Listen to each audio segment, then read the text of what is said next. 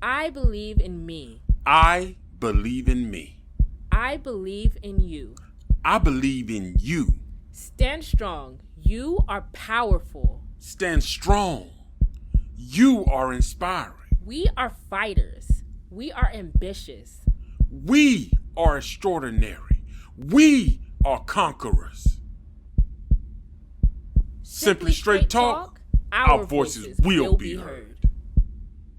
This is Simply Straight Talk. Tune in now, you don't want to miss out. Real conversation, plenty motivation. Keep you thinking and still entertaining. Yeah, I know that you'll enjoy the mottos free. Your voice is your choice. Hosted by Reggie B, but you already know. And you gotta check them out and how we roll. Hey, ain't nothing off the table. Give it to you straight. Changing your mindset, talking past mistakes. You ain't gotta wait, time to take off. This is Simply Straight Talk.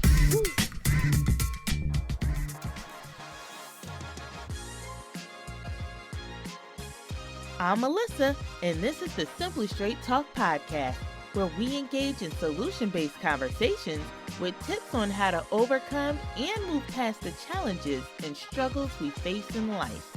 So join in, and let's show the world you got what it takes. It's showtime. Let's hop on this train of motivation. Hey everybody, welcome to the Simply Straight Talk show. This is your host Reggie, and I got a very, very special guest with us today. Miss Ohouo Goa, and she's going to join us because we got a great topic. We're going to talk about some questions. We're going to ask her some questions about modern women, and then she's going to share a little insight about her. This is going to be great because a lot of our listeners have been asking for a young woman who can come and maybe explain some of the modern women views. And as you know, we have been talking about a lot of relationship challenges and struggles that people have faced and they're going through right now. And I got just a great person to bring on the show. So let me introduce you to Miss Ohouo Goa. How you doing today? Okay, I'm great. Hi, Reggie. Thank you for having me. It's such an honor. And yeah, I'm happy to be here. Well, thank you. And it's definitely an honor to have you on the show. And really looking forward to talking with you. Can you tell us a little bit about yourself and definitely share with us about your website? Of course. So, like Rachel said, I'm Ohouo, and I am a heartbreak coach. What I do is I work with women that are going through a breakup, that it be like a divorce, a loss of a partner, a breakup, a separation, anything that is aching your heart and that is involving you and your relationship. So basically, I help you, woman, be more resilient and transition from a breakup to ecstasy and self-intimacy. Because to me, I believe that the key to your healing is knowing yourself, knowing your essence.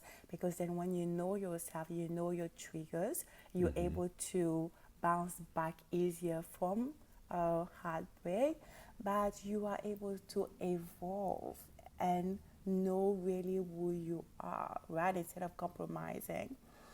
So that's what I offer. My website is www.ohouo.com, and let me spell it, www.ohouo.com, and there you'll be able to book a complimentary chat with me, see how we can journey together, how I can help you transition from that heartbreak to self-intimacy and ecstasy. And also, I want to extend like a great offer to your listeners. I am about to launch VIP membership that is Self-Dating Tribe. And there I will help you. It's like date yourself to healing so that you really get to be intimate with yourself. We're not talking about sexual intimacy only, really knowing yourself to your core, intellectually, physically, emotionally, spiritually, so that you're able to affront any heartbreaks that you may have, but you're also able to manifest the life that you desire and the man that you desire without being lonely, right? And so for the listeners, what I will do, I will launch a beta tasting session, and for 5 lucky women, you will get the first month complimentary. as long as you're willing to give me feedback so I can tweak the program. So that is my offer to your listeners. Oh. Yes, they can just mention, if they reach out to me, they can just mention Reggie offer and I will know. And like I said, it's 5 women. They can either go set a chat with me to learn more, or they can email me at info@ohouo.com, and that is info@ohouo.com. Well, thank you so much. That is great. My pleasure. And guys, I will definitely put all that information inside the show notes. So you will have that, and we'll also kind of give you that information again at the end of the show. But I will definitely add it to the show notes so you guys can have it. Everybody knows, we do a lot of relationship conversations on this show, all about self-improvement and being better. And that is why I thought Ohouo would just be such a great guest. And guys, definitely check out her website. There's definitely some information there. And make sure you join, because I think she really has some great stuff to help people deal with heartache and heartbreak. And we was kind of talking a little bit before the show about it. So definitely check it out. And like I said, I'm going to put all that information in the show notes as well, so you guys can go and check her out. Thank you, Rachel. You're welcome.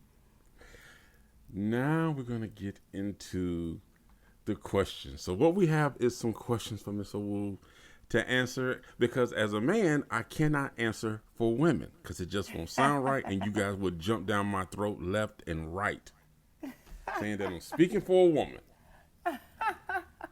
So now I have an intelligent woman here who's going to kind of help us go through these questions. Keep in mind, some of these questions are controversial, but the purpose of this show is to make it so men and women can have a conversation about these topics, to open up the dialogue, but to have basically just an understanding, because sometimes men don't understand what women are thinking. Women don't understand what women are thinking.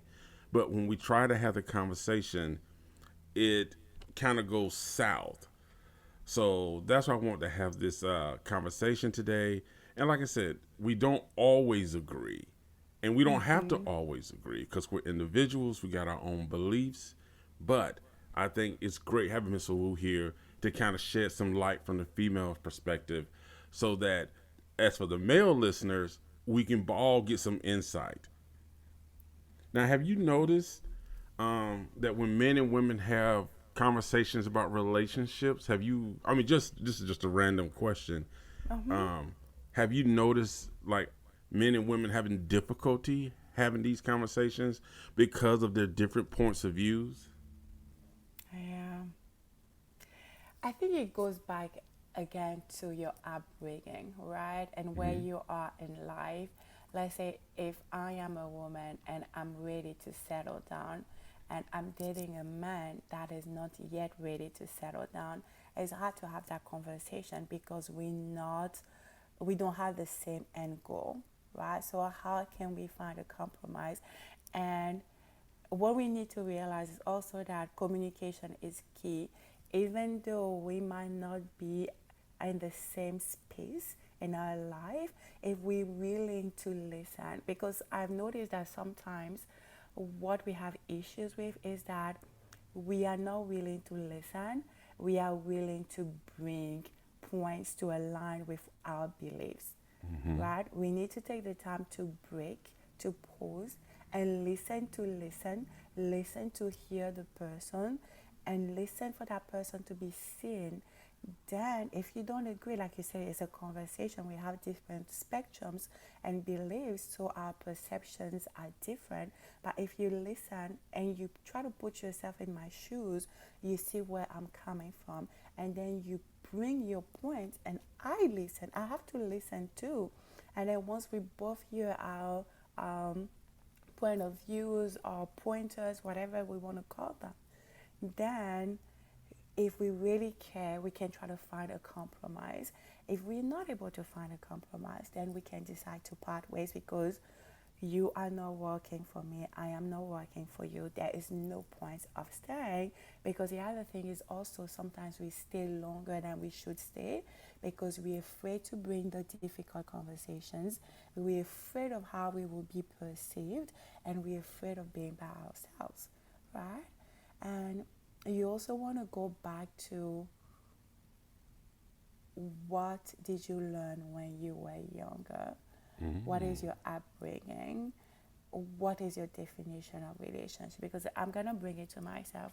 Growing up, I went like beyond and above to protect myself from a heartbreak, because I'm originally from Africa, and from my culture, men have different mistresses. It's a norm. So I'm like, it's just a matter of time before he cheats on me. So why would I even try to be there? I'm just gonna go crazy before he cheats on me, or whatever the scenario would be. So what is that internal story that you have? What is that pattern that you have? Then once you bring light to it, you can disrupt it, and you can have better conversations, because you're not coming from a victim mindset. You own your belief, you're aware of it, and you can really come up with really what you want instead of protecting yourself, right? Right. So yeah, I hope I answered. I went like off like everywhere, but yeah, I hope I answered your question. So I think that it goes back to that, because even for men, and you tell me if I'm wrong, in this society they're saying that you shouldn't be emotional. Some of them own to it, but it's not the norm. So it's hard for a man, especially if he wants to play around or he's not ready to commit, to have that conversation. And the woman, because we also have a time clock, is that I want to settle down, or I'm a certain age, I want to settle down. And it's hard because we're pushing. He's pushing his agenda, I'm pushing my agenda, but we are not really, like I said, we are not listening, and we are not allowing the person to be seen, because once you are seen and you are listened to, you feel comfortable, and it's easier to have difficult conversation without retaliating, and then no one listens, and then you cannot come up with a compromise. No, I think you answered the question perfectly. And you make a really good point, that we don't listen. And it is difficult to have conversations like this when each party is not willing to listen to the other one because they're so stuck in their own point of view. Yeah. No, you answered it perfectly. And you was right about men. You were 100% right. Oh yeah, I only have brothers and fathers, so I say that that's the beauty of it, because I also have a perspective of men. Even though I'm not a man, I kind of think like men, because I'm close to my dad, so I was raised like a man person. So now I have to go back to my feminine and say, you know what, you're a woman, and then also those fears and stuff. So it gives me like a great spectrum. I know I'm not 100% a man, but I have like more light that some women will have from the way I was raised. See, and that's really important that you are aware of that, because I don't think a lot of men and women are aware of how they are raised and how it impacts them in regarding relationships with somebody else. Yeah, yeah. It's a key, because like again, like they say, your attachment styles, depending on like the relationship that you had with your primary caregiver, if it's like both your parents, mother and father, or mothers, or even you just grew up with your mother or just your father, whether that relationship was a loving one, was a receiving one, was a giving one, that would impact your adult relationships and the way you were raised, or the way you saw your mom being treated, or the way your dad behaved. All that will help you inform your beliefs and will give you that definition of what a relationship should be. Again, we have different perceptions and spectrums, but we need to realize that it goes back to your perception, and your perception makes your reality. because my reality might be different than yours. It doesn't mean that that is not my reality. It's just the way I was raised. So being aware of that, you're able to see your triggers, and you're able to see, okay, it's not that it's not true because your reality, but is that reality serving you now? If it's not serving you, are you ready to do the work to pivot, to do something different, to have a different reality so that you can attract really what you desire? Because if you're running away, then you won't understand why you are not manifesting what you really want. And that why I only attract unavailable men, why I only attract unavailable women, that is because did you change the narrative? Because your mind, and we go to psychology, your mind, your unconscious mind would want to be validated. So you will be attracting men that will validate the internal story that you have if you're a woman, right? Right. So that you know your ego thinks, yeah, I told you so, right? You shouldn't do that. But then when you're aware of it, it takes time, but then you can change the narrative. And once you do that, then you start attracting what you really want. And there's that saying that I love, is having is evidence of wanting. Because if you keep having unavailable men, in reality it's because you want to have an available man. Or if you keep having cheaters in your life, it's because you wanted. Again, you might not want it consciously, but unconsciously that's what you want, so that you can validate that victim mindset. You can validate your upbringing, whatever the story is for you. But once you're aware of it, then again, you can disrupt and you can start attracting something new that you really desire. So women, pause and see what patterns you have in your life. And if you have it, you want it. If you don't want it, what can you do to disrupt it and change it? Wow, that is an amazing point, because we don't think about what we attract, which that kind of brings us to our first question, because we hear this a lot, and it's a bit of a touchy subject when it comes to men and women. But when it comes to relationships, why do most women feel they are the prize and the man is not? I don't necessarily think this way. And let me explain. And let's go like to a woman. Some women are, and I've been that woman, where you are uncomfortable, or you don't feel like you're deserving of love, or that you are even enough, so that you feel that you need to become a certain woman for a man to accept you, right?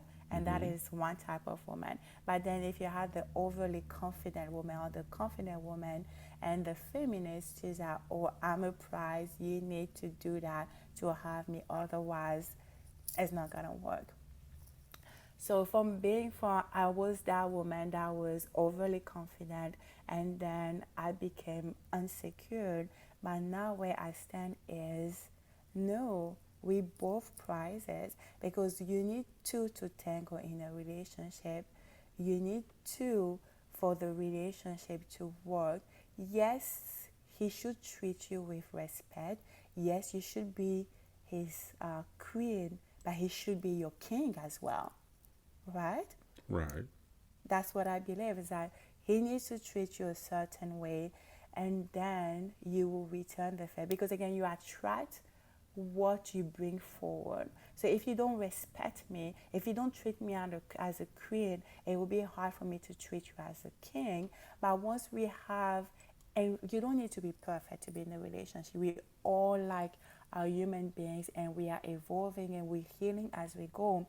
But you need to be secured in the sense that you know that no matter what, it's your right to be loved. It's your right to be respected.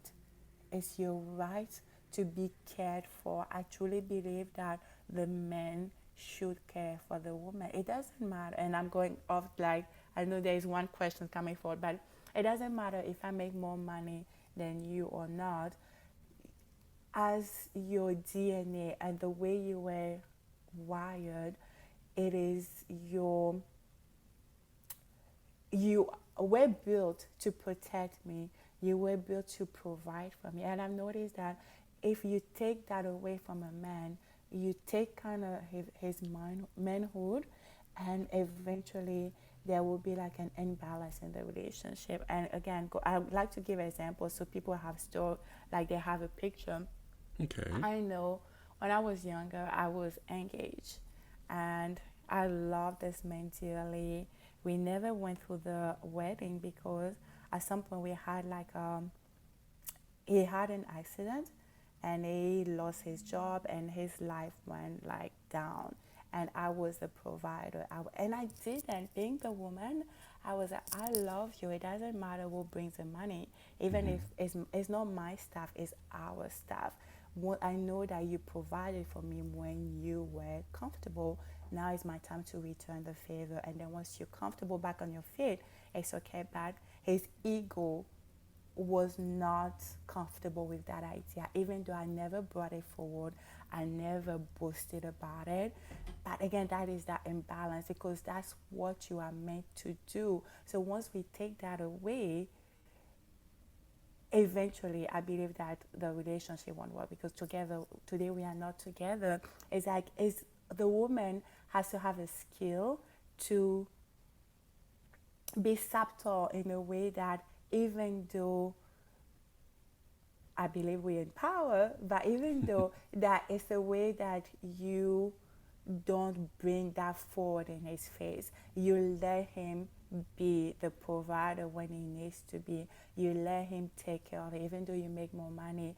But you also need to create a space where you are vulnerable, because then when you're vulnerable, you're able to have those tough conversations, and he's able to open up. Because I believe, you tell me if I'm wrong, if you're a man, for you to really call this woman and want to marry her, you want to connect emotionally, because once you connect emotionally, you feel free to open up without being judged or whatever the story could be. Then you will give her your all. You will treat her as a queen. You will provide because you feel safe with her, right? Right. So that's what you want to do. And then once you're able to do that, he will treat you as a queen, because that's what he's meant to be. You are absolutely right. Because this is something that I had a conversation recently. It was like a live between men and women, and there was a big debate about the whole protector and provider thing.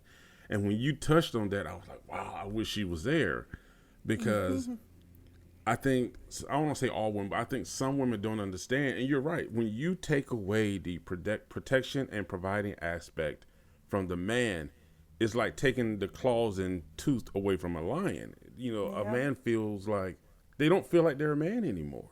Exactly. They don't feel like they're worthy. Their confidence, their ego, all of that is just ripped from them, because that's the hardest thing for a man, is to be in a relationship. And the fact that you already have a woman that you love, and you can't provide the way you feel she needs to be provided for. Like, that rips a man apart when he cannot do for the woman he loves. Although many men would try to hide it, it hurts a lot when especially she wants something simple, some of the things that you want to do but you can't. It really does hurt a man, but we're just not really showing it. Which goes into your next point about men not being very vulnerable, because that is a fear that men have. It's like, if we love a woman, we want to be able to be vulnerable. We want to be able to say, I'm not feeling very well. I'm not confident about my job. I don't, I'm just opening up about what's really inside of me. And we feel like if we do, the woman's going to say that we're weak, or we're not strong enough, or we're not man enough. So for a man to expose his feelings, that emotional connection and confidence that this woman is not going to judge him as being weak, or the new term they use, simping, that's big for a man, to find a woman that you can actually, like, just let your guard down, open up your emotions about how you're really feeling on the inside. That is huge. So to connect with somebody emotionally to where you can share that side of you, that's huge for a man. That is absolutely huge. And it's important, right? Because if he doesn't feel safe, then what's the point? Right? Because you are in together. It's a teamwork, and we both have the feminine and the masculine power.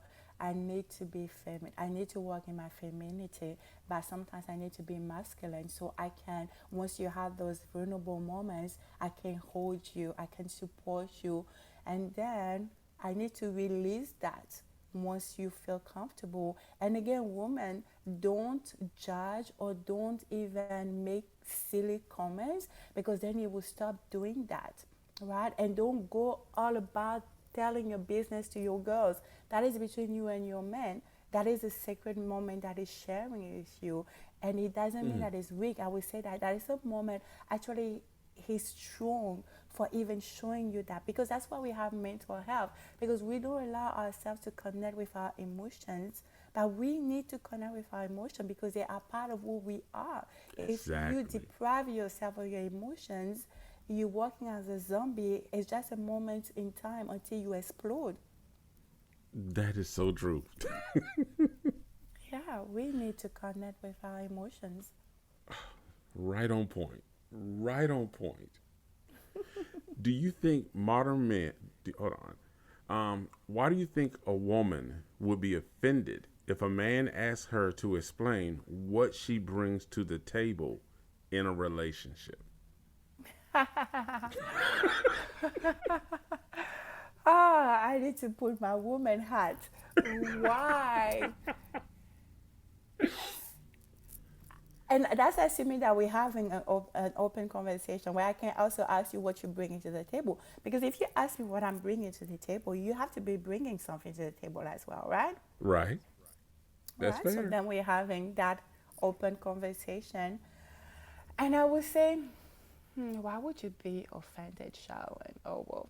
That I'm asking myself, because I don't think I would be offended, but I'm going to think like woman and say, why would you be offended? Maybe because you think that, and I think it goes back, and you tell me if I'm off tangent, I think it goes back to the fact that sometimes a man wants a woman that will partake into the house, like meaning that you bring 50, I bring 50. That's where your question is coming from? Yes, because that has come up. Like, a lot of people think about how a man is supposed to, like you said, a man is supposed to provide, protect, and men have always had to account for why they are worthy to date a woman and what he's bringing into her life. But we have men now who are sort of reversing that, saying, okay, if I have to explain why I'm good enough to be the man in your life.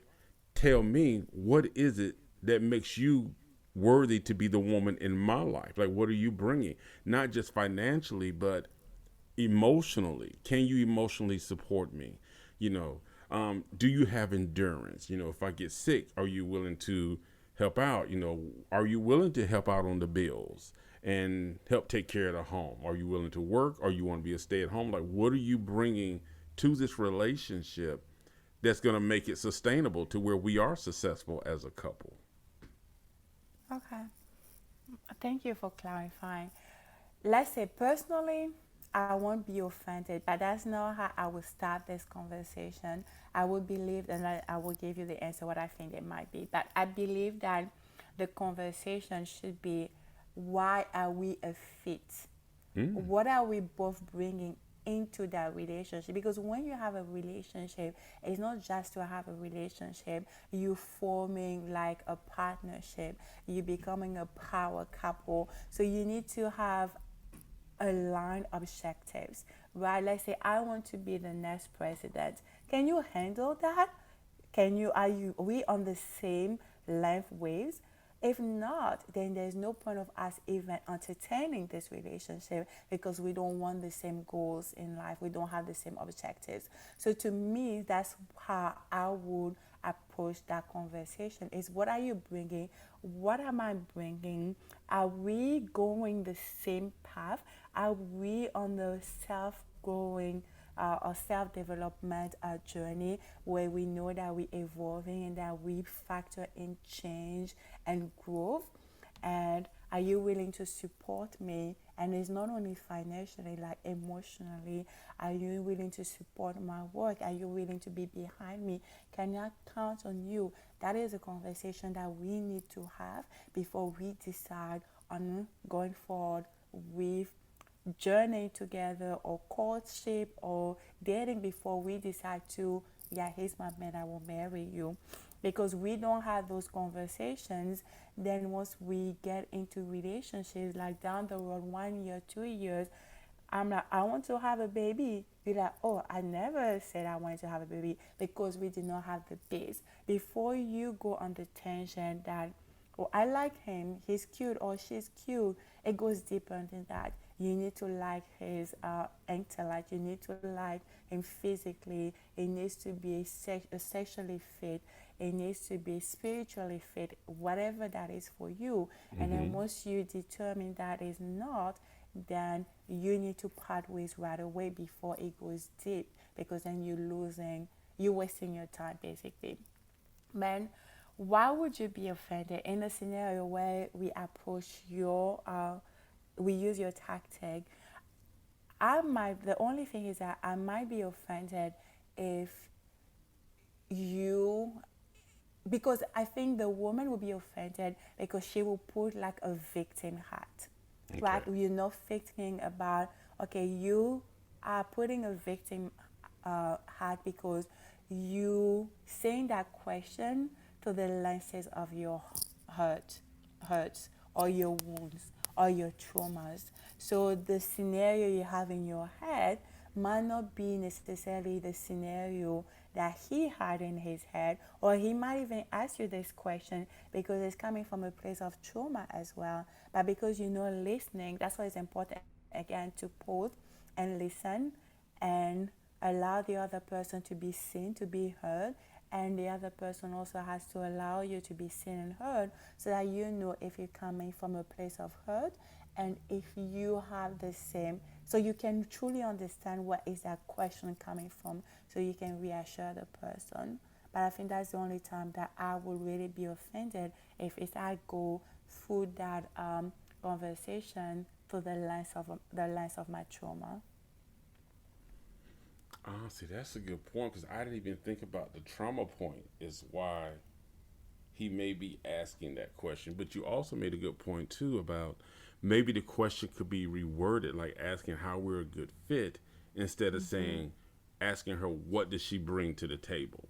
Exactly, because then automatically she will have walls. Because if she's like I say, he has traumas or she has it, the way it is worded, it will trigger me automatically. And again, you're not bringing your point across. I don't want to hear anymore because I'm in defense mode. I'm like, okay, why is he asking that? He thinks I'm not enough. He thinks I'm not good enough. Or maybe, again, we go to the feminist, like, oh, he wants me to bring money. Why should I bring money? Or he wants us to do 50-50 or whatever that scenario would be. See, another good point. Okay. Now, do you think modern women want men to honor traditional values, but they see the traditional values of women as degrading to them? Yes, I used to. I'm like, I can't do it. Why do you have to open the door for me? I have my own hands. Oh, why do you think that you have to do it? Or I can carry my own stuff and stuff. And again, it goes back to that belief or that fight that modern women have with the word surrendering. Is that if I surrender, it means that I'm weak. if I surrender, it means that he has power over me. On the contrary, when you surrender, is you're not giving your power away by you dancing together. That's what it is. Surrendering is that we need to go back to the definition, and modern women, I believe, have the wrong take on surrendering, especially in relationships, because we give it a negative connotation, right? So to me, I used to be even now, it's hard. Again, it goes back to the way I was raised. I was raised as a man. Going onto a date, my dad always told me that if you go on a date, if you go in a fancy restaurant, make sure that you can pay that bills. In case something goes south, make sure that you can sustain yourself. So I was, and I'm still that woman that is self-sufficient, that is always, it's hard for her to receive, because I was told that I always need to take care of myself.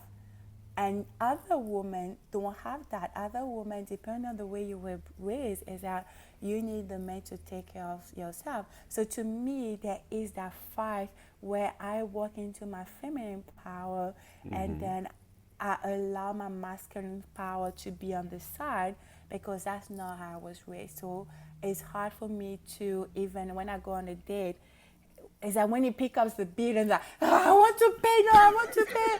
It's like, don't open the door for me. I have to, I have to pause. And I'm like, it's okay, he can pay. He wants to provide for you. He loves you. And my dad, by any means, my dad was trying to protect me. But again, it goes back to your raising, and you bring those stories, and that's how they impact your relationships. So we want it, but we have that contrast, or we have that fight, because society is telling us if you do that, or if you allow him to do that, you're losing your power. And women now, there's more than women, we want to hold on to that power. That's why we have issue with surrendering. But let me give you this, the bigger kink is when you actually give your power away, that's when you have your power. Oh, see. Yes. That's the beauty of it. The moment you decide to surrender, that's when you gain your freedom. That's when you have your power away. The moment you hold on to that power, you're a prisoner. You have no freedom. Oh, man. That is so true, because that brings us to, now this is something, I'm pretty sure you've heard this said a lot. Which I think, I don't want to answer for you, but I think I know what you'll say for the first part of the question. Okay. But do you agree that women don't need a man? And why do you think men and women continue to say they don't need each other? I heard that crazy laugh. Personally, I will say, and then woman, you tell me, I really want to have that conversation. Like, woman, once you listen, you have my permission to reach out to continue the conversation, because I want to see your perspective as well, because it's not just me, right? Mm-hmm. But personally, I would say I don't need a man. I want a man. There's a difference. Because when you say you need something, you're coming from, you're desperate. That's why you need it, right? I don't have desperation. I want a man because I want someone to spend my life with. I want a companion. I want someone to experience life with. You have your friends, but it's not the same. And why do men and women always go back to each other? It's because we can take the biblical journey, we can take the scientific journey. We were meant to be together. You are not meant to be here on this earth alone. We are human beings. We are beings of connections.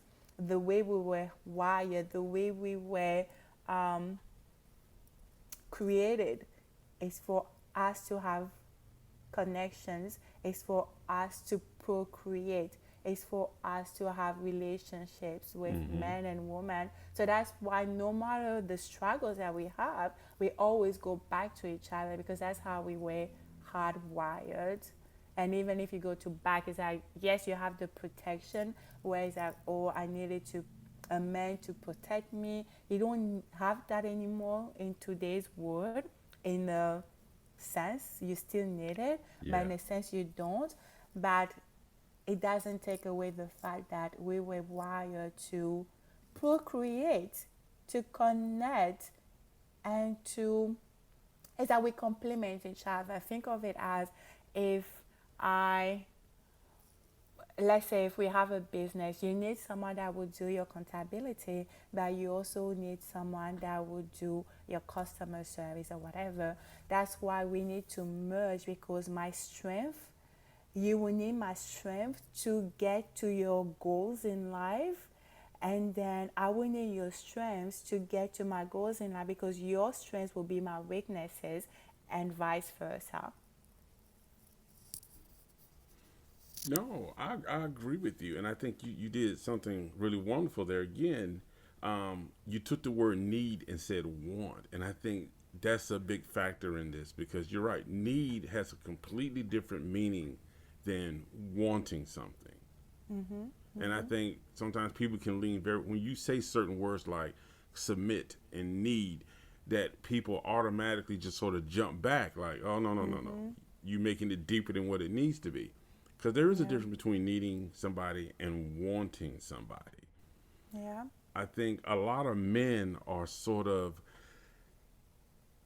reacting to what they're hearing from women, because there is the whole thing about women wanting to be more independent. They wanting more control over their lives.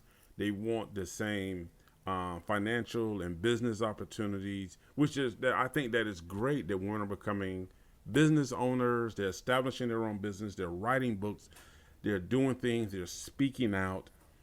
But I think in some ways that's being confused with men versus women. I mean, because when you're talking about you wanting to be self-fulfilled, that doesn't mean that you have to say this gender is not worthy anymore, or this gender I don't need to deal with. And men do the same thing.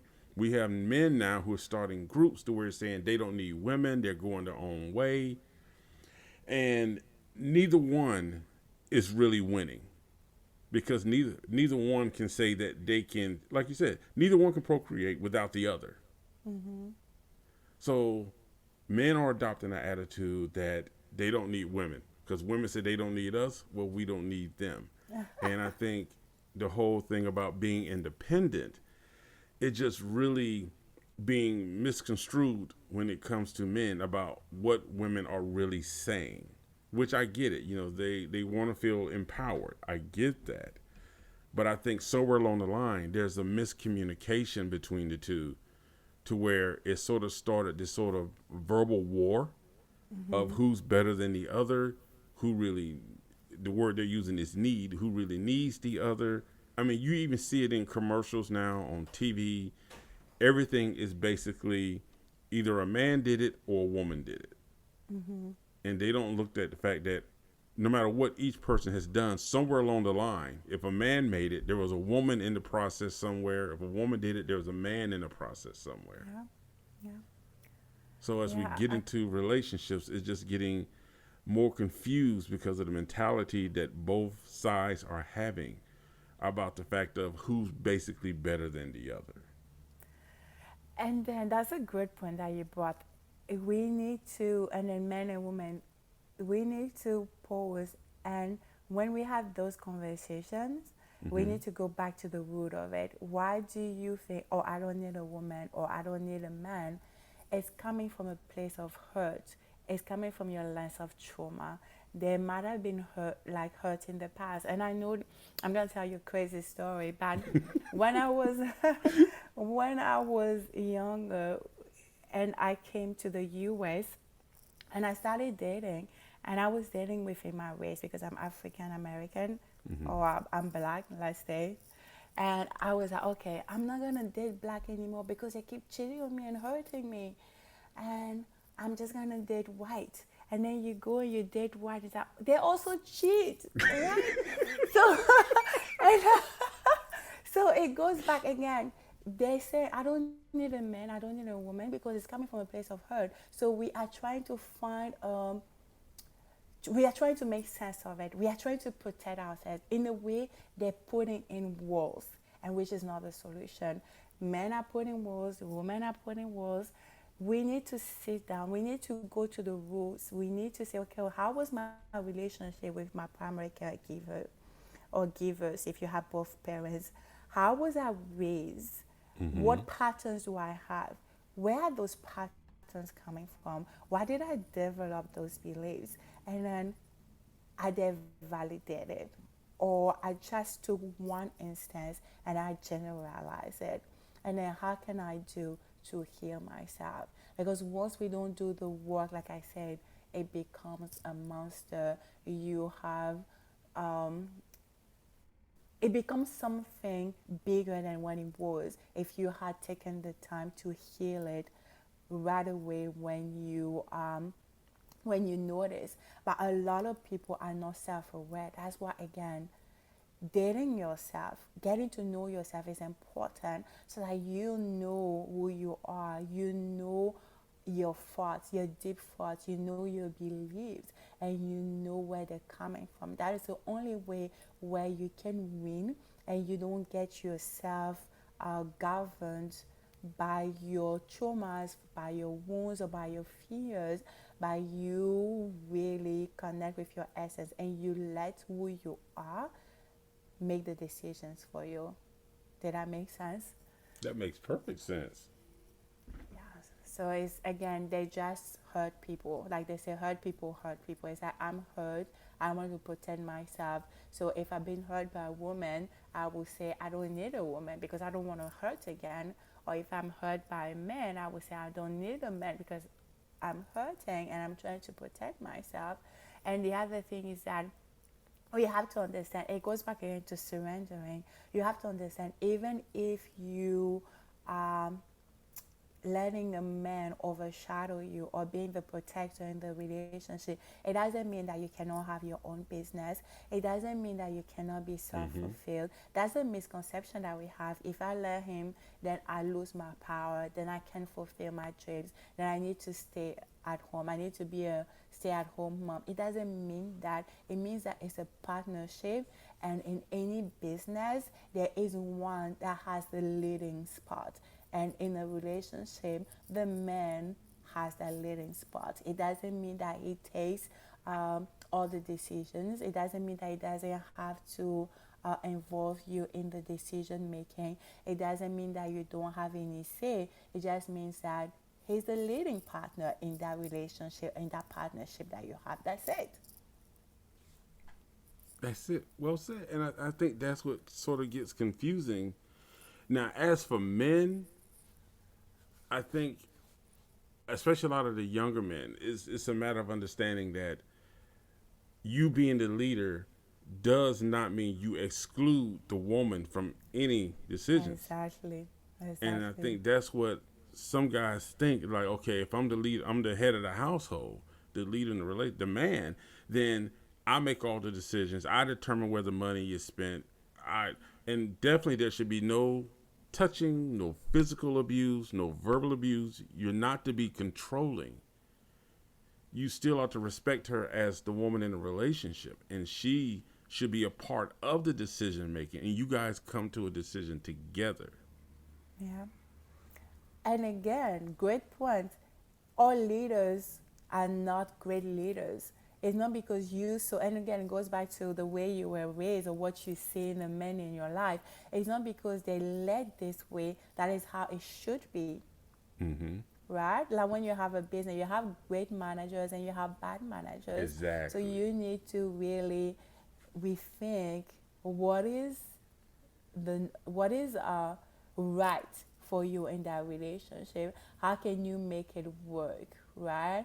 Yes, take aside your wounds, your past, your traumas, and how can you make it work for your woman so that she feels valued, so that you also feel valued and respected, and and it goes back again to, you get what you receive. If you disrespect me, I would disrespect you.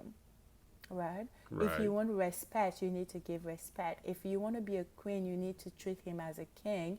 If you want me to include you in my finances, you need to, again, it's a mirror. And usually you will see that what people do or what people see is a mirror of what they have inside of them. And let's say if I only see cheaters, or if I only attract cheaters, it doesn't mean that I'm a cheater, but there's something inside of me, the story that I've told, that's why I'm attracting cheaters. So I need to go back and heal that.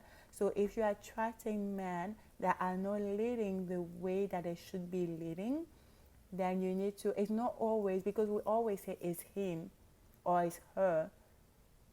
You are also a factor in that equation. So why do you attract that? What do you need to heal? What needs attention in your life?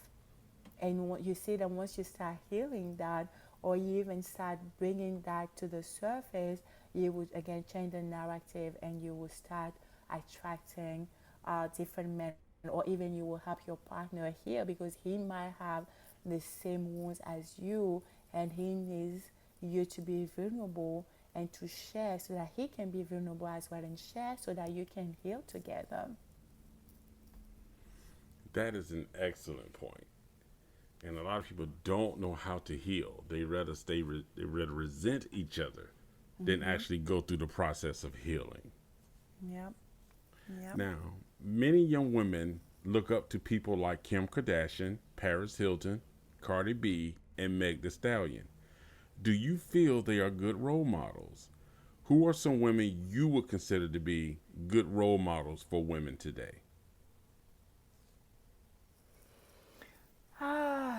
That's a good question. I would say yes or no. But why did I say yes and no? It goes back to, let's say, what are your objectives? Maybe if you're looking at Kim Kardashian and the way she did public relations, and that is where you want to go. So she's a good model for you because she did it very well, right? So Right. that then she will be a good role model for you. But if you are a different woman with different goals, she might not be a good role model for you, unless you only like set on the money making. But again, money is not all in life. So to me personally, those women won't be my role models, even though they did stuff great in life, and I would admire them for what they did. But I would say for most, my role model is my mother. Okay. Yeah, because she embodies what a woman should be. She's been through a lot, but she's a loving and caring, and she's always giving love unconditionally without asking for anything in return. And like, if you're spiritual, if you read the Bible, she's the kind of woman where you will slap her on the right and she will give you the left, which is totally not me. But I admire that about her, and I'm aspiring to be more like her, because again, with everything that happens to us, we hold on to our love. We're not open anymore, which I believe is counterintuitive, because that is not because people hurt you that you should close yourself. You should open yourself, because we are being of love, of connections, and that's why I really admire her, and I want to be giving my love unconditionally as she does. And to me, that's a role model. That's a good role model. I think a lot of, I think a lot of people need to look at the fact that your parents can be a better role models, because a lot of the celebrities that people are looking up to, it's basically just an image that they are showing you. Because remember, they're trying to sell their brand. They want you to buy their music, their products, whatever they're making or selling. But your parents or people, there are people in your family, some of your elders, who really have a great experience on life. And when you really learn about them more, you come to understand that this is somebody that I should be looking up to because they're giving me more information that's valuable to having a better life. Yeah, I completely agree because most people they focus on the outer image, right? What is put out there in the world, like on social media or like famous. They think about the money, the shame. I mean, the fame, the money, the fame, the like, the beauty and stuff. But it's because most people, and I will even say, I'm just gonna focus on women because I'm a woman, right? It's because most women, especially modern women, don't take the time we don't take the time to stop and see what are our core values, what are our objectives for life, what is what do I want in life, what is acceptable to me or not, what do I want to be remembered by, my core values. It's important for you to sit down like we do. Like people say that when you work, you have goals, quarterly goals. You need to do that also for you as a person, for your life, for your relationship, for your finances, for your health, for your body image, on top of your career. And you need to have core values because once you have those, you have a better choice in your role models because you know what you're going for instead of following the norm, instead of going by what everyone is following. That is true.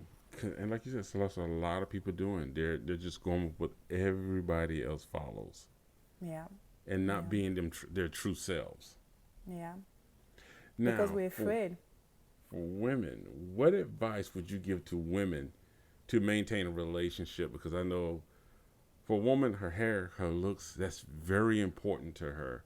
But when she starts to feel like her looks are fading, what advice would you give for women about maintaining a relationship? I like this question. Oh,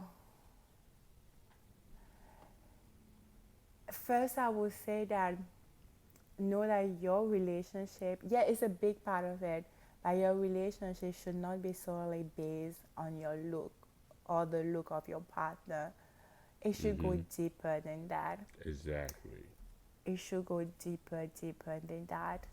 But to maintain a relationship, we we need to realize that it's a choice that you make every day, and sometimes you make it more than once, because once you get into a relationship you have the honeymoon phase and everything is nice, but then the honeymoon phase is gonna go down the toilet at some point where you will get the tough moments.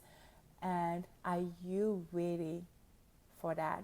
It goes back to, did you have the tough conversations? Are you aligned?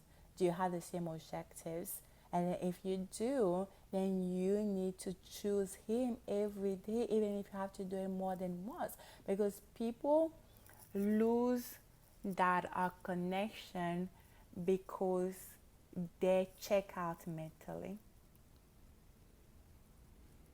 You need to reinforce that decision that he's the one. I'm loving him, I will love him. Yes, we're having a hard time, but that's the man that I want. And you need to communicate that with him. You need to have that conversation, the tough conversations. You need to be connected at a deeper level, that you can be truthful with each other, but you can also be truthful with yourself. That's the only way that you will sustain a relationship. Because if you're not truthful with yourself, if you don't know yourself, you cannot connect with another human being, because you will have your fears, you will have your insecurity. It doesn't mean knowing yourself that you won't have fears or insecurities anymore. It means that you would accept all of you, the good and the bad, and you will have bad days, but you know that there is better days ahead. So once you have that, then you are able to connect with another human being, because again, you factor the fact that, because when people get into a relationship, you think that you are only accepting what you see, but know that he's coming with baggages that you have not seen. Once you accept a man, you need to accept his baggage. The ones that you've seen, the one that you have not seen, and the one that will be dropping in as you journey together. No, and that's a really good point, because I think a lot of times people don't want to accept the full package of a person. Then you can't stay together. You will just say, oh, I'm tired, I can't do this.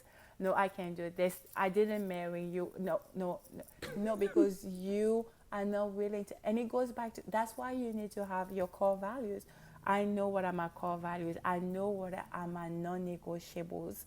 I know what are my deal breakers. And we have the conversation. We know that we are aligned. We're going the same path, right? So when it gets tough, you communicate, you connect. You need to be individuals.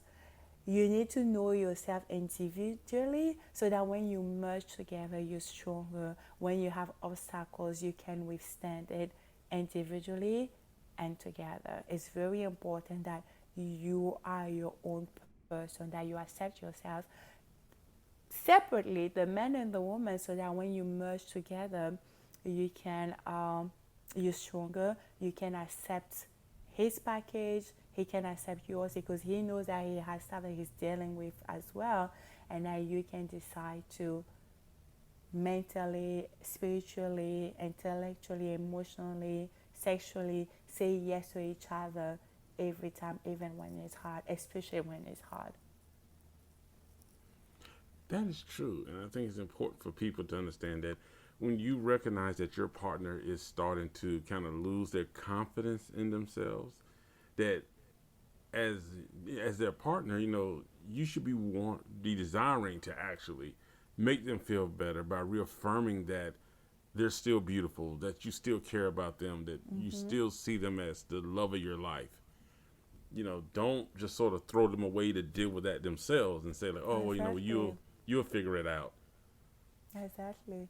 And sometimes you don't even have to do anything. Sometimes they just need you to hold a sacred space so that they can be vulnerable. They just want to be heard. They just want to be seen. That's also a big factor that people forget.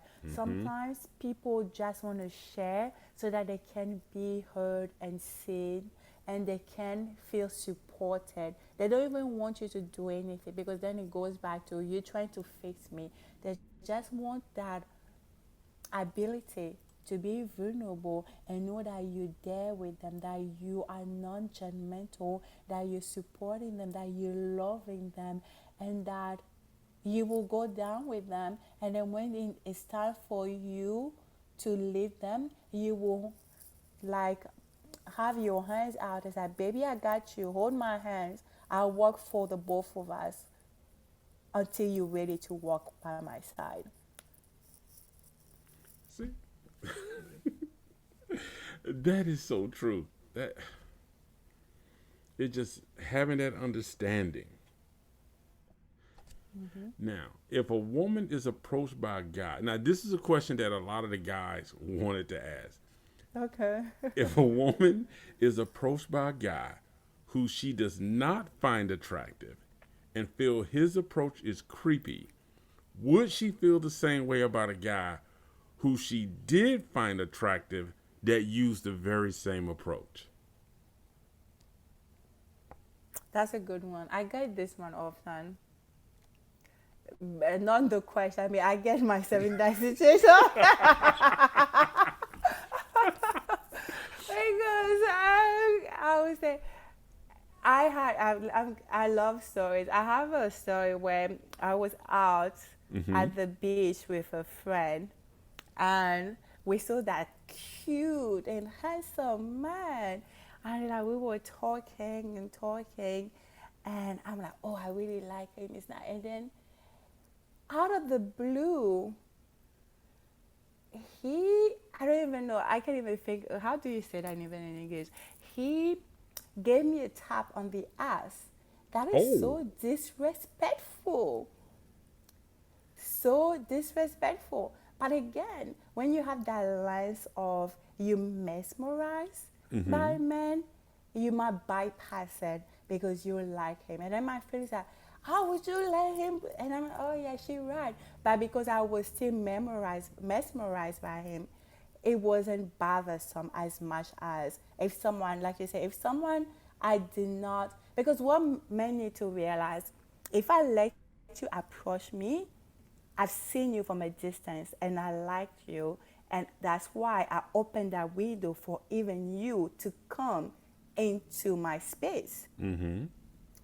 If I don't like you, it will be harder for you to come, or I would have walls because I'm like, okay, not interested. You do it consciously and unconsciously, right? right. But when we like men, that's why even sometimes women stay in relationship longer than they should. They know that he's cheating because, again, you are blinded by the emotions that you have, by his beauty or whatever that is. It could be his beauty, it could be maybe he's amazing in bed, and you're not willing to give that up. So you're willing to lower your standards until the reality catches up with you. So did I answer your question?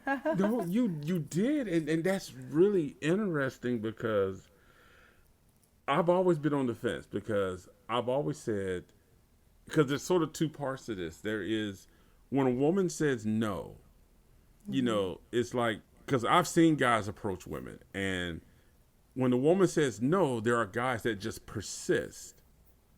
But you made a good point. You said, like, you give that guy the window to approach you. Now, granted, the touching part, he probably should. that was not the best. He was move on his arrogant. part. Exactly. He was out. Yeah, truly, he was arrogant because I'm successful. I'm that. I'm like, we told you I'm not successful too. But again, some people can be arrogant once they feel that they have a certain power or they have success. Yeah, and it's just interesting because I think about that, and it is like some guys wonder why they get a firmer no than other guys.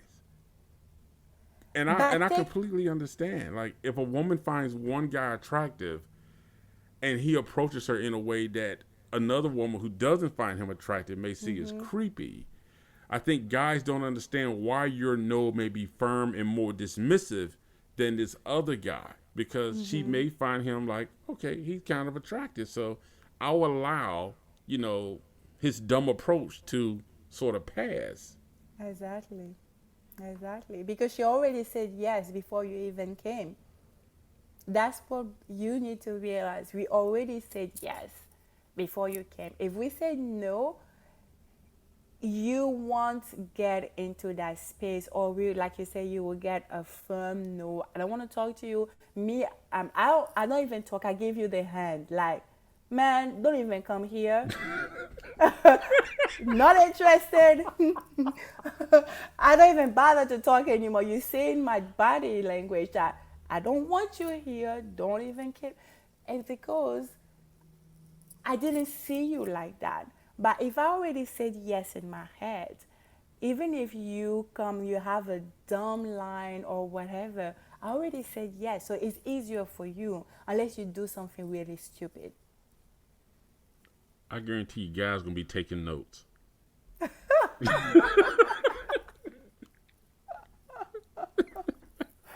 Yeah. And women also sometimes, I wanted to say, and I think so sometimes we want you to be aggressive, but not too aggressive. Yes. Right? Because I need to know that you're virile. I need to know that you're the man that you can take care of. If you too then I feel like I would overpower you. And that is not interesting for men. That's why there's a lot of women that go out with bad guys, because you feel that sense of adventure. You feel his virility. You feel his power. That's what we like. So if you're not there and you're a man, try to find that balance where you can bring yourself to be more confident so that you have more virility, more power, and you will be more attractive. It's not necessarily your look, it's like how you take care of yourself. If you have that sass, you have that power, and you well dressed, you will be attractive to a woman, because attractions is in the eye of the beholder. What might be attractive to me might not be to a different woman, but it's all about how you carry yourself. Because if you don't carry yourself with confidence, and it goes to women as well, people feel it, and you cannot attract.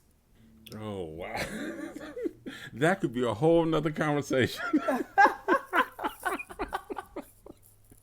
It really could, because I think because there's so much tension right now, because a lot of men feel like they can't really approach a woman anymore because of the hashtag Me Too stuff, and men don't want to get accused. Like, for me personally, I don't tell a woman she looks good anymore. Why not? We like that. Yeah, but it's like now it's sort of like if I were to approach a woman, I would never touch her. Like, I would never like what that guy did, how he tried to touch her, but no. Like, I would just walk up and speak something to her, and hopefully she is receptive. But like how we used to walk back, and how we used to say, like, you know what? Oh, you look really nice in that dress, or that color looks really good on you, or I love that shoes, your outfit. Now it's just more of men are concerned about how, like, if a man says, I'm getting tongue tied. If a man says, your dress look nice, our thought process is she's gonna think that I'm now talking about her breast? Am I talking about her butt? Am I being sexual with this? When honestly, a guy can really look at a woman and say, oh, she looks great. Like, when I see a woman wearing a business suit, I think that is like really attractive to see a woman who is confident in her business suit. Like, oh, that's really nice. It looks good.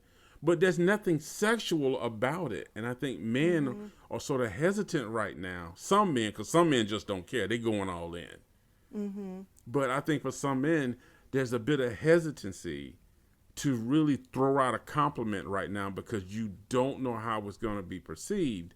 And you don't want anything to come back saying that you were being sexual or it was any type of sexual misconduct. So a lot of men are kind of like staying back a little bit. They don't really approach like they used to. Yeah, I agree with you. I don't. Like I say, women, we like compliments, but it's all about how the compliment is being said or executed. And I'm going to give you an example. Like, when that guy, he touched me physically, but there are other men that don't touch me physically, but they still touch me with their words. And I'm going to give you an example. I was on vacation, and I was in West Palm Beach last week, or still this week, a few days ago. And I went to a restaurant, and I had dinner, and a man came and he approached me, and he's like, oh my God. He's like, can I sit down? I'm like, yeah, I'm just by myself. Sit down. He's like, oh, can I buy you a drink? I'm just eating. I'm not drinking for now, but thank you. And he kept looking at me, and he kept looking at me. And he's like, damn, you're beautiful. And you can feel that he's like, with his eyes and his energy, I could feel that he undressed me right there. And he kept looking at me in a way that was inappropriate. It's not what he said, but it's the energy that was behind it. It's the way he said it, because we feel it. Everything has energy. Everything, people feel your body language. If you said innocently, oh, you look good, I love your outfit, the woman is not going to she's not going to take offense to that. But if you said, and then she feels that she's being disrobed, she feels that that you are having like sexual thoughts, that is what the issue is. So you can touch a woman physically, but you can also touch her with your eyes or with your words. It's all about your demeanor and your body language. So that's what you need to take note on. If you said innocently and you have no bad intentions, it will be well received. But if there is a load behind it, we will feel it. That's when we react to it. And that's a good point. Like I said, this could be a whole nother topic. But for guys, when she said undress her eyes, let me explain that real quick before we move to the next question, because I think a lot of guys don't. I think guys are not conscious that they're doing that. Mm-hmm. So it's sort of a subconscious thing. But guys, listen, when men approach a woman and they really find her attractive or something about her captures his eye, men, we have a tendency to start from her eyes, and we tend to, even though she's talking to us, our eyes are physically going down her body. So even if she's sitting at a table, we can sit there and we think that we're looking at her.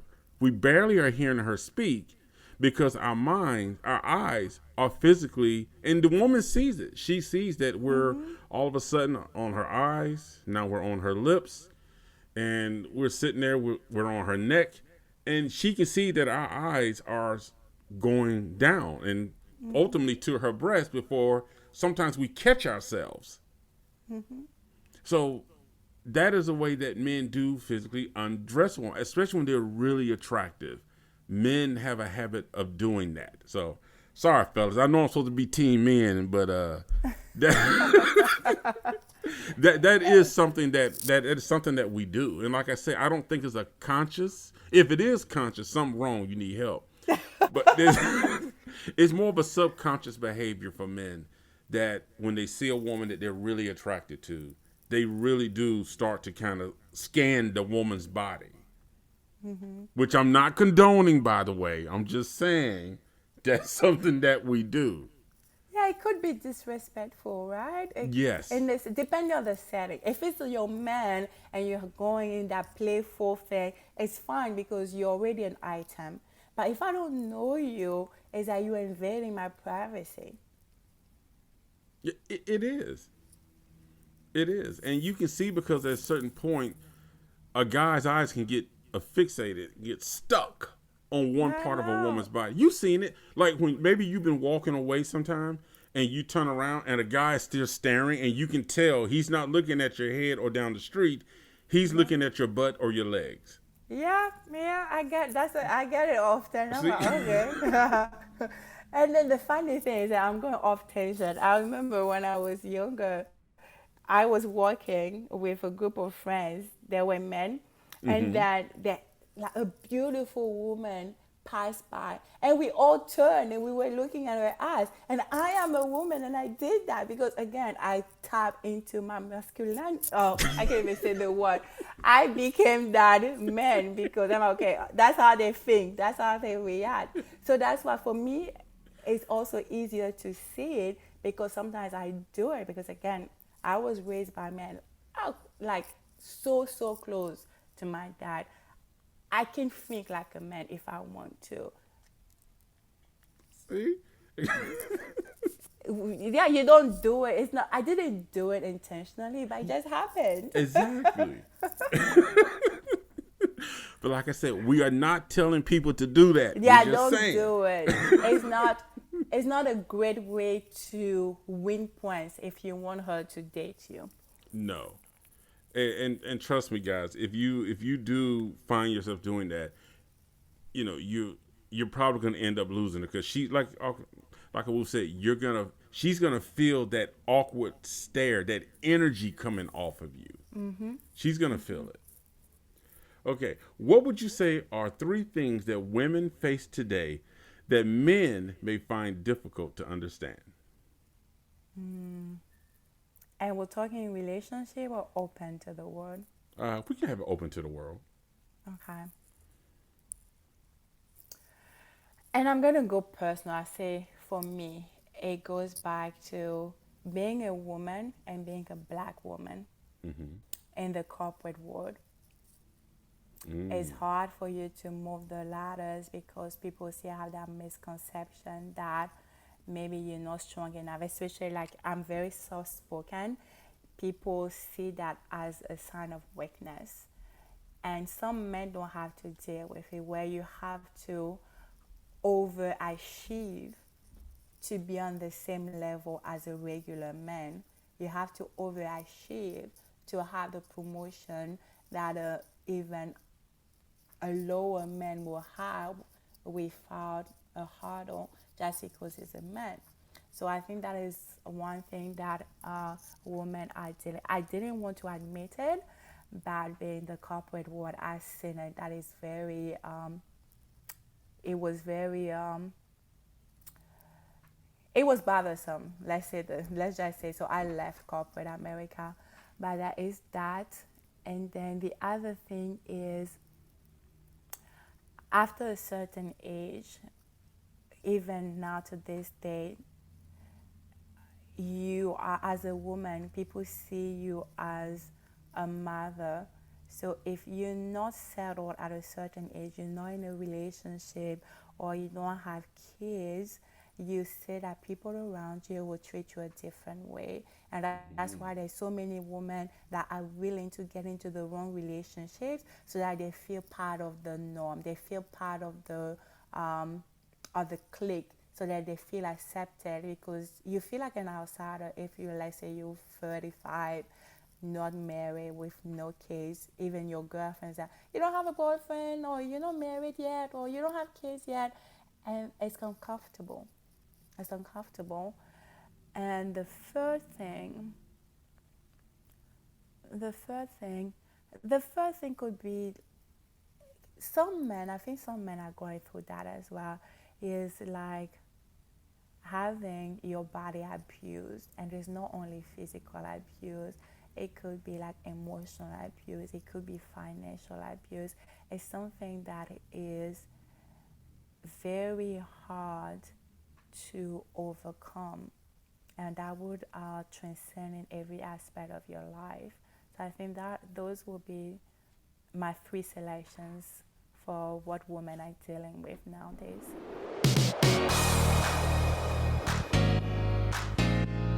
We hope you're enjoying the show. As our listeners, this show is made possible because of your support. Make sure you click the subscribe button and leave a comment. Thank you for being a part of the show, and now back to your host, Reggie Maddox.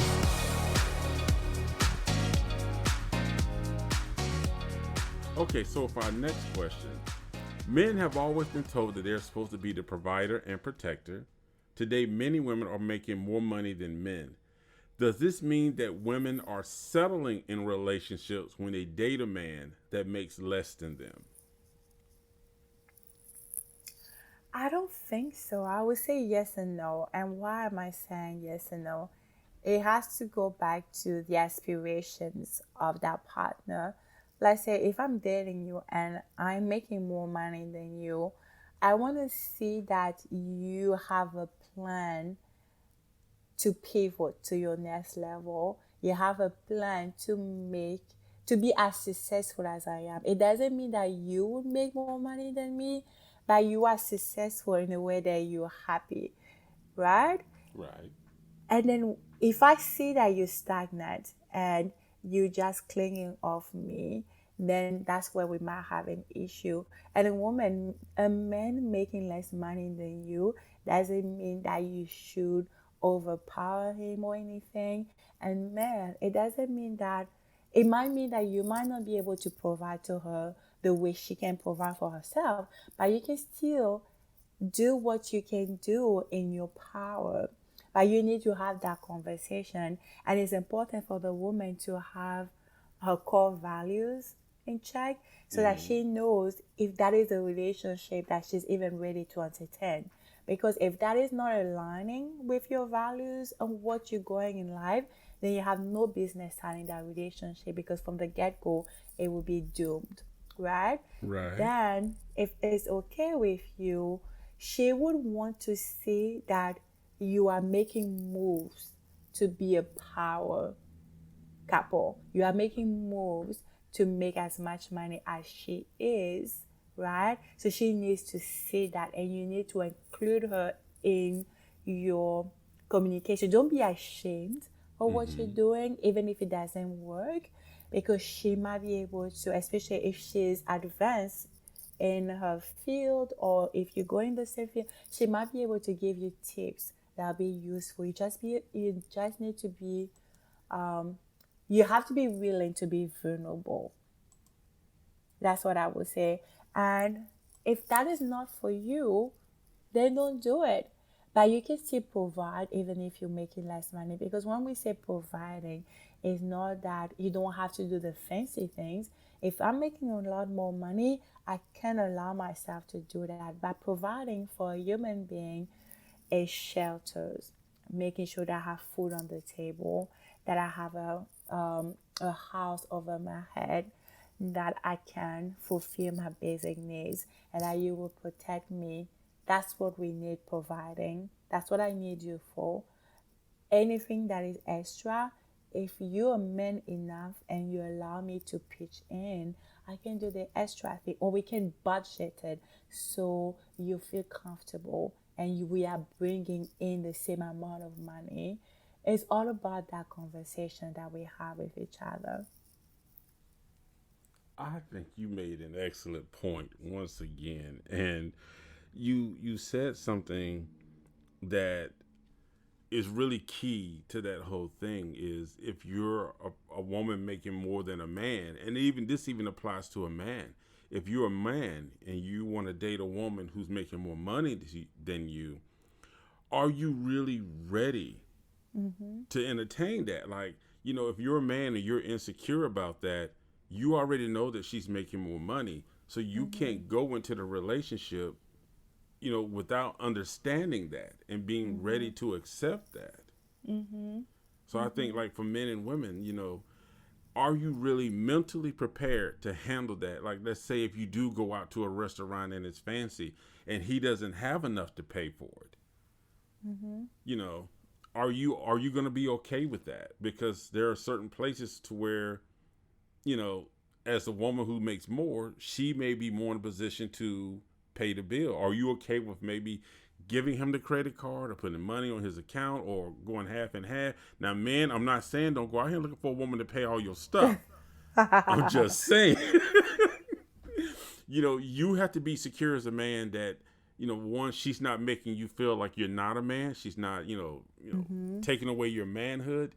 But then again, you're still respecting her as a woman, as the woman in your life. So you're not out here acting crazy just because she wants to go somewhere. You guys got to have, like you say, have that conversation. And that is a tough conversation. I think it'd be more tough for the man because some men will have a difficult time accepting the fact that she wants to go, let's say, on a vacation for a week. And he's probably looking at the pocket like, it'll take me a year with my salary to be able to do that, where she can do it just because she has that type of income coming in. So it's like just having that conversation, being okay, and just being mentally understanding that, yes, I'm okay with this situation. I'm still going to contribute. I'm still going to help be a provider and a protector, but I'm not going to be offended because of her role and because of her accomplishments. Yeah.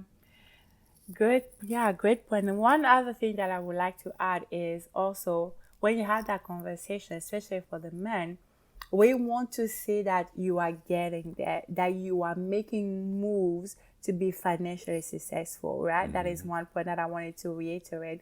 The other thing is, once we have the conversation, you know that you will get there to a point. But let's say, okay, now I'm making more money than you, so maybe I will pay 60% and you pay 40%.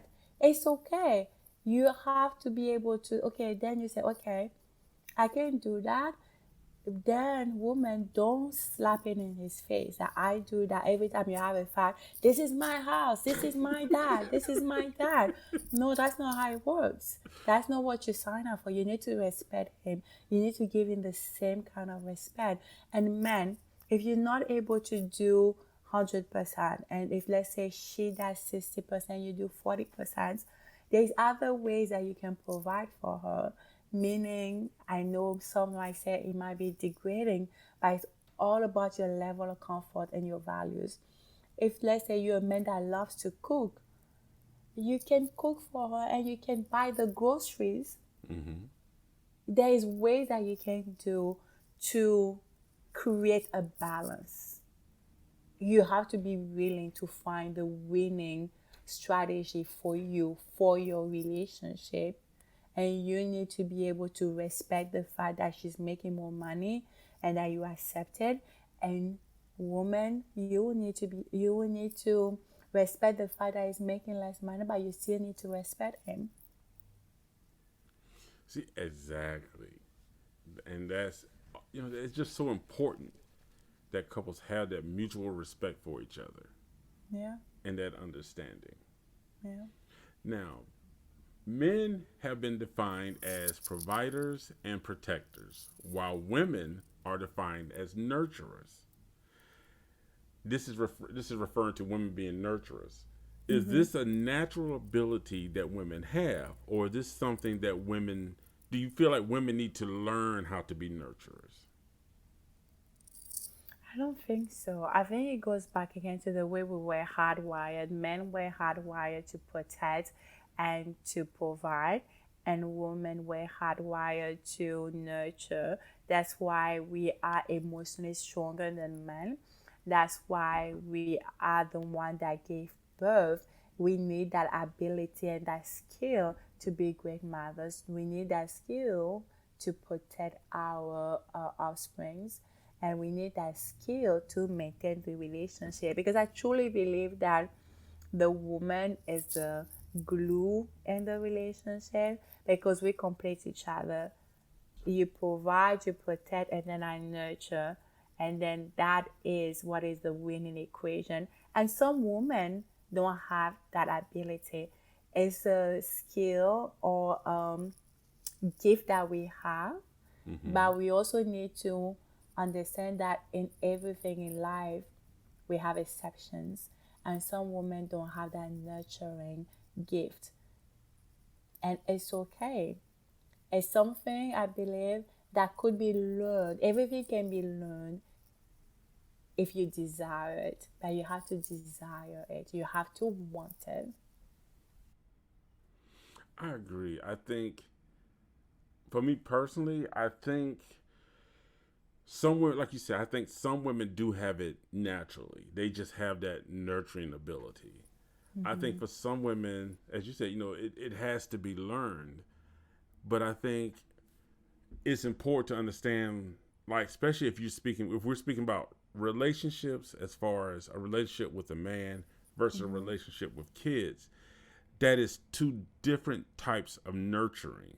And I think sometimes, and this goes back to what you said earlier in the show when you was talking about the person's upbringing.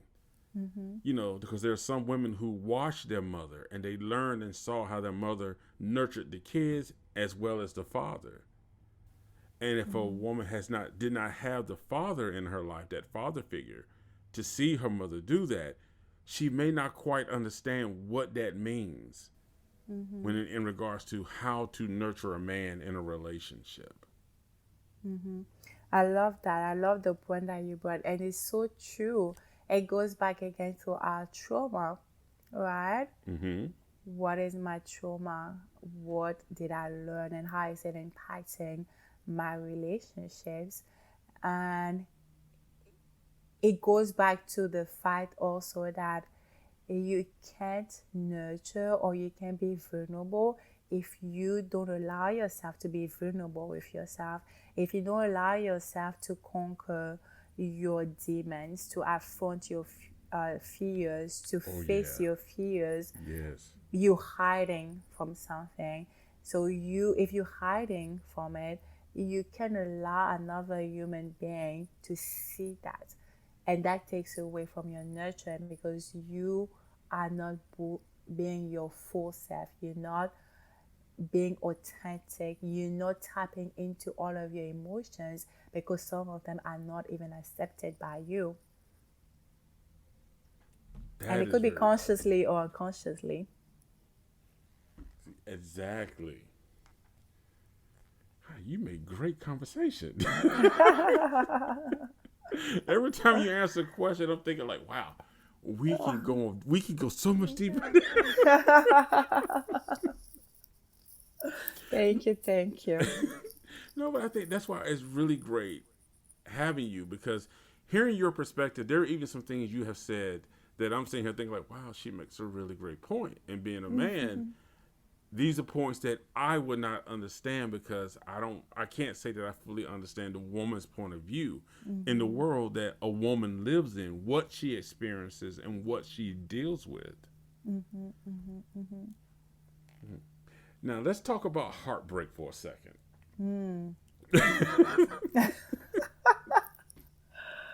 Yeah. Let's do it. Now, men and women deal with heartbreak differently. Now, I know as a man, I'm going to kind of go into this. We do hurt, and there is a myth out there that men don't feel, we don't hurt, that we don't have the emotional hurt that women do when it comes to losing a relationship. As a man, I can tell you that when I've been hurt, my thing is I'm not going to let her see me cry. I'm not going to let her see me hurt. I am going to go into my little bat cave. I'm going to hide out for a day or two, and then bury it within myself, and then go out to try and make myself feel better. So that's kind of how men do it. Like, we will sit up in the house and be emotionally just destroyed, especially if we know we've lost a good woman. We've done whether we've done something stupid or the relationship just ended, we do hurt. I mean, it hits us hard, but we just don't show that emotion. And you can correct me if I'm wrong, but I think sometimes women want to see I'm going to say, let's get this right. A woman may want to see that a man is hurting about the relationship because in her mind, it could mean that, He cares. Yeah. And Otherwise, I was going to say, otherwise we'll think that you never even loved us. Exactly. But for us, it's like to show you that emotion would be like, I'm weak. And we feel like, we might be getting played or used. So what advice would you give for women looking to recover from a breakup? And what do you think about the male sort of perspective of breakups? Okay. Ooh, I have a challenge for you guys, man. And I'll go to the woman's side. I would say what I've learned and what I've seen is it goes back and for both sides to the meaning that you gave to the relationship. If you got in and you really did not fully give yourself, when you separate, it doesn't hurt the same way because you were already detached. But if you gave your all, you were all in, and you had a particular meaning and definition and attachment to that person in relationship, if you separate, especially if something that you did not foresee, it's gonna hurt harder because now you have a death. You have a death of yourself because you're no longer the person that you plan to be or were in that relationship. You have a death of your relationship, right? And then you have a death of your partner, but that is still alive. That you see your partner have a life with someone else or have a life that does not include you. So that is a death that is harder because the person is alive. So those, in my opinion, make it harder for you to heal. And I truly believe that when a man really connects, it's harder for a man to jump back and heal from that heartbreak that a woman, because we were hired in a way that we can deal with emotional, perils or whatever. It's harder for men to do so because society did not give them the tools to be emotional. So when they have to deal with something like that, they don't really have an outlet to go to release or even to know what to do, because I have to be strong. I can't be seen. I have to go in my main care. People don't say that I'm vulnerable. I can show that she really meant anything to me. So my challenge to you, man, and I have the ability to bring that to men, and it goes back to creating a safe space where sometimes it's hard for me, but once you're able to create a space where you're vulnerable yourself, you allow your partner to be vulnerable for you. And when a man is able to go deep with you, have conversation with you, and shed tears, you want him because he feels safe doing so. It's a release for him. You help him on his healing journey, but you also deepening your relationship, and you allowing yourself to connect at a deeper level. So my challenge to you is, if you feel comfortable and you are in a relationship with a woman, allow yourself to be vulnerable. It might not be the tears right away. Allow yourself to have the tough conversation and to connect. And if it comes that you tear up, it's okay, because that's how you will connect. And going back to, so my challenge is for you to do that. And because it's beautiful, why I'm saying that, because when you do so, and I'm just going to go back to a story because people connect more with stories. Okay. As with the men that I'm dating now, he's helping me heal things that I did not even know were them, that I did not even know were there. But we created a space where we want to be seen and heard. So we have those deep, meaningful relationships. What is hurting me?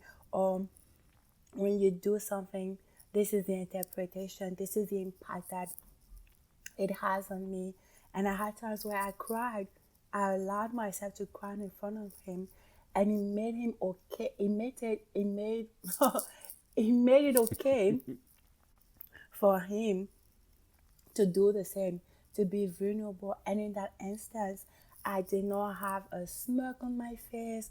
I was just there with him. It was a sacred moment that he allowed himself to be open to me, that he trusted me with his deeper thoughts, his emotions.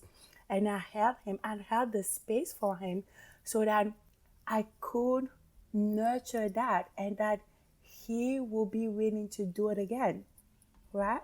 And it was empowering for him and to me, because we connected, and I'm like, wow, he really cares.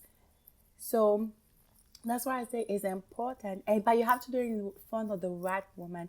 Because if I'm insecure in myself, or if I have that perception of what a man should be, and I'm not realistic, if you do that, then I will block you. That's why some men are really taken back by that. But once you do so, it's beautiful. You can feel me. I can't even put it into words. Mm-hmm. It just brings the relationship to a different level. Then going back to the heartbreak. So woman, like I said, it goes back to the meaning that you gave to that relationship. So the first step, how would you heal? How would you even get yourself back on track? First, you will need to really tap into your emotions. It's like hurt and then let it go. Let it hurt, then let it go. That is my motto that I have. Let it hurt, then let it go. What emotions are you feeling? Give a name to the emotion and then feel it. Give yourself like a time frame. Maybe I'm going to cry for 5 days. I'm going to be an emotional wreck. And then after the 5 days, I will make an effort to keep going. It's going to hurt still, but I'm moving forward. So that's the first step that I would say. And then allow yourself to move on. Recognize that that is the end and get in the agreement with that. You might work down the road, but now for your own well-being, you need to come in agreement with the end of the relationship, and then feel your emotions and choose you. After that, it's going to be hard depending on the meaning that you give to that relationship. It might take you, the last one I had that was really painful took me 2 years, and I know what I need to do. It took me 2 years because of the meaning I gave to the relationship, and I wasn't willing to let go. What was it for me? I realized that I can't believe I'm gonna say that, but I realized that I was like, oh my God, that was the best sex in my life, and I held on to that. So it wasn't even the love, it was the idea of the love, because I was so rooted in that physical connection that we had. So until I was willing to let go, no matter what I was doing, didn't work, because in the back of my mind, I wanted that relationship to work. I hoped that it would change his mind. So until you decide to let go and come in agreement that it be mentally, physically, spiritually, intellectually, and sexually, until you made that decision, you will still hold on to your ex. So I think that's the key. You have to let go. Those are some great points, and you're absolutely right, because a lot of times, you know, people do hold on to things from relationships, and like you said, like people will hold on to the sexual experience and not the love, because that's what they was caught up in. I think we've all had that, sort of moment to where we was caught up in something, not the love that we got from that person, but just the physical aspect of what we got from that person. Yeah. And it's And then we challenging. create, yeah, because you create that story. That's why, again, it goes back to your quarterly check-ins with yourself, knowing your values. It took me time, but once I sat down, I'm like, really? It wasn't the love. It's not that I love him. It's just because I was attached to that particular aspect of our relationship, and I wasn't willing to let go. I wasn't ready for it to end. Until you're ready for it to end, you will drag it with you. So you have to be willing to release that baggage. And once I did, instantly I was done, because I've been doing the work, but that particular, because I held on to that particular aspect, I still had residuals. And I think you also asked for men. I don't think I answered that. Did you also ask for men what they should do? Yes. Okay. So for men, I would say, and again, it's different, right? You don't have that outlet, and sometimes you don't have anyone to talk to. So for you, what I would say is have a communication with yourself first, right? And be truthful with yourself. Be truthful with yourself, what it meant for you, what she meant for you. And then if you ended the relationship, be decent enough to have a conversation with her instead of ghosting her or giving her something superficial, right? Have the Yeah. decency to be real, because then when you do so, you both healing each other, and you're not holding on to that darkness to carry into different aspects of your life or your next relationships. Right? So I would say communication, being upfront, and then the other thing for your healing part, and even for both men and women, that is something that I'm advocating for, is self-intimacy, getting to know yourself. Because once you get to know yourself, you get to understand your patterns, you get to understand your triggers, but you also get to heal and release and reframe. So that's what I will say, like, get to know yourself. And how I do it too, for me, is dating myself to self-intimacy, where I have a weekly date with myself, or I go on trips by myself. So I put myself in a situation where I'm uncomfortable. I put myself out there where I do daring things, because that's how you get to know yourself. That's how you get to know your resilience. That's how you get to know your strengths and your weaknesses. That's how you get to connect with yourself, connect with others. That is some great advice, because I think, a lot of people don't do things to really put themselves to where they can connect with others. And you're absolutely right about men not really having the resources or tools for an outlet, so they can actually, get those feelings out, because we keep them in, which eventually leads to aggression, And it eventually leads to, like, when a good woman does come along, we're still having dealt with those feelings and emotions from our past relationship. Like you said, you did 2 years. I think a lot of people should understand the importance of just taking that time to really heal. So when the next person comes along, you're not blaming the person now for what happened in the past when they had nothing to do with it. Exactly.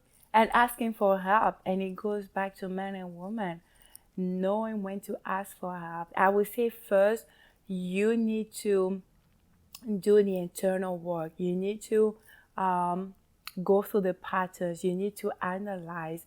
You need to be in sync with your emotions to know what emotions you are feeling. Where are those emotions coming from? Why are you feeling this way? But if you feel that it's outside of your skill set, it's okay for you to ask for help. It doesn't mean that you're weak by asking for help. It doesn't mean that you're a failure by asking for help. It just means that you just need a little push so that you can move to the next phase in your life journey. Exactly. And that's what it's about. Progressing in life to where you are becoming a better person. You learn from your mistakes. And you grow. You grow in a way that's positive, and you're not holding on to traumatic experiences. Exactly. Evaluate. Go back to the roots.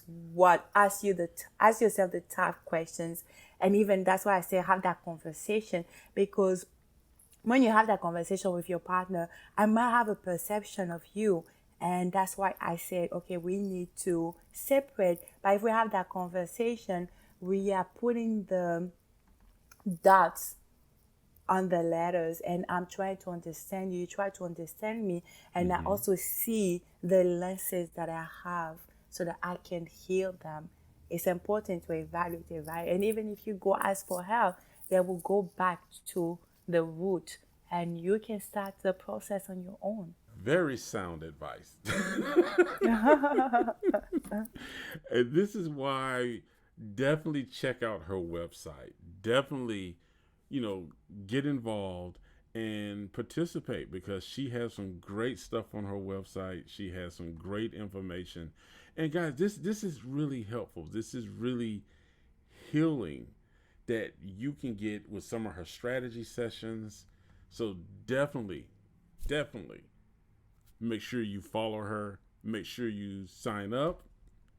And don't forget, Simply Straight Talk listeners are going to put everything down in the notes below, so you can definitely have her information. So women, y'all can stop fussing at me for not having a woman express y'all views.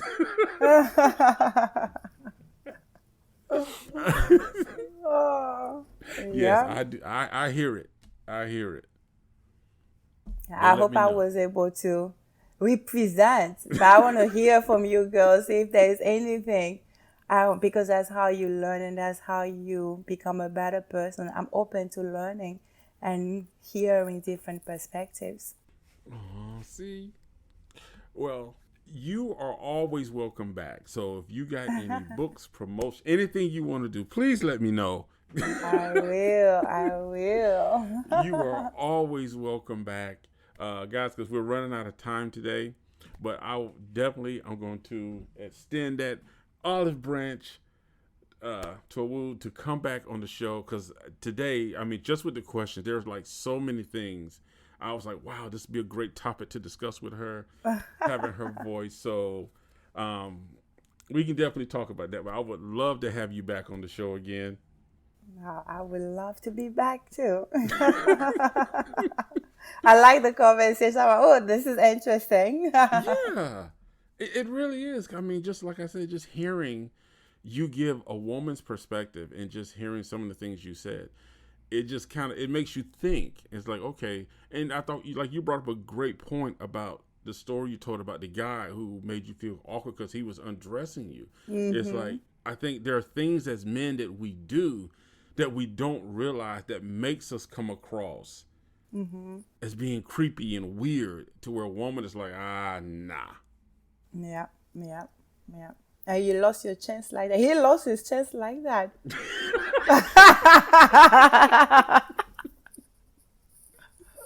Oh. Yeah, and that's the thing is like it sounded like his approach was nice, but his body language was saying something totally different. Yep. You know, he approached like a gentleman, but his body language was like, I'm a creepy guy. Right.